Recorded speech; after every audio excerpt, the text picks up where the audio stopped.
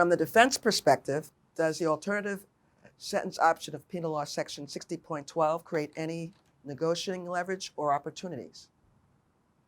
Absolutely. The alternative sentencing is not just to be used after a plea at the time of sentencing. It's an important tool to be used for bail applications and for plea negotiations.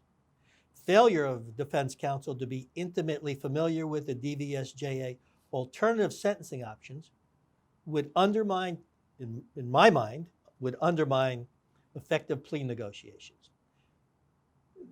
The key to any successful negotiation is clarity on the parameters. Defense counsel has to know the high and low ends of the client's sentencing exposure. Obviously, the alternative sentencing changes the high and the low ends. It's imperative for defense counsel to be aware of this and to make the prosecution aware of the correct sentencing options.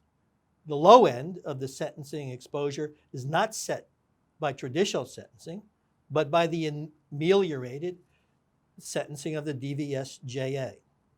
Make it clear to the prosecution that they need to consider the alternative sentencing of 6012 or run the risk that their discretion will be taken away by the judge at the DVSJA hearing and that they risk a lower sentence than might be negotiated. Point out that the ceiling, what ceiling is set by the DVSJA alternative sentencing as well, which may limit where they realistically can push the sentence. Keep in mind that while these negotiations are going on, that you keep in defense counsel in the forefront of your mind both the parameters of the DVSJA sentencing and the eligibility for YO. In looking at some of the